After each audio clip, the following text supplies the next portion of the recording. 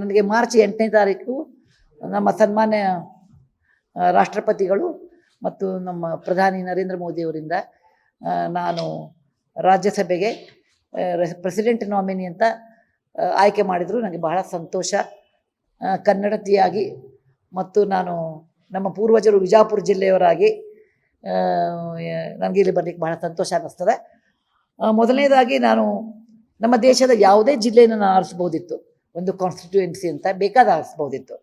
ಆದರೆ ನಾನು ಕರ್ನಾಟಕನೇ ಆರಿಸಿದೆ, ಯಾಕಂದರೆ ನಾನು ಕನ್ನಡ ಭಾಷೆಯವಳಿದ್ದೀನಿ. ನನ್ನ ಭಾಷೆಯ ಬಗ್ಗೆ ನನಗೆ ಬಹಳ ಹೆಮ್ಮೆ ಅಭಿಮಾನ ಇದೆ. ಎರಡನೇದು, ನಾನು ಬೇಕಾದ ಜಿಲ್ಲೆ ಕರ್ನಾಟಕದಲ್ಲಿ ಆರಿಸ್ಬೋದಿತ್ತು.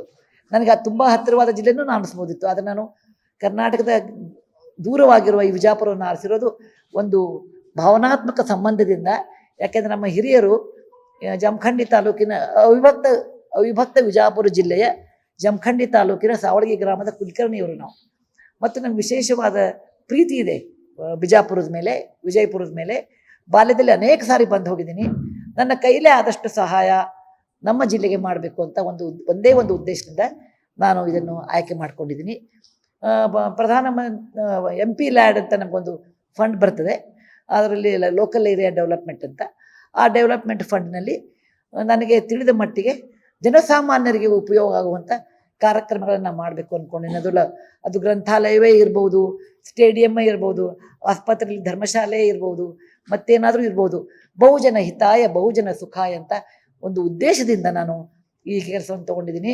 ನಮ್ಮ ಜಿಲ್ಲೆಯ ಎಲ್ಲ ಜನರು ನನಗೆ ಸಹಕಾರ ಕೊಡ್ತಾರೆ ಅಂತ ನನಗೆ ಭಾವಿಸ್ತೀನಿ. ಇಲ್ಲಿಯವರೆಗೂ ಆಡಳಿತ ವರ್ಗದಲ್ಲಿ ಎಲ್ಲ ಅಧಿಕಾರಿಗಳು, ವಿಶೇಷವಾಗಿ ನಮ್ಮ ಭೂಪಾಲನ್ನವರು, ಅವರ ಸಿಬ್ಬಂದಿಯವರು, ಅವರಿಗೆ ನಂಗೆ ಬಹಳವಾಗಿ ನನಗೆ ಒಂದು ಪ್ರೋತ್ಸಾಹ ಕೊಟ್ಟಿದ್ದಾರೆ, ಸಜೆಷನ್ ಹೇಳಿದ್ದಾರೆ ಮತ್ತು ಉತ್ಸಾಹ ತೋರಿಸಿದ್ದಾರೆ. ಹೀಗೆ ಇವರೆಲ್ಲರೂ ಇರಬೇಕಾದ್ರೆ ನನಗೆ ಬಹಳ ಈ ಕೆಲಸ ಮಾಡೋಕ್ಕೆ ಬಹಳ ಸಂತೋಷ ಅನ್ನಿಸ್ತಿದೆ. ಜೈ ಹಿಂದ್, ಜೈ ಕರ್ನಾಟಕ.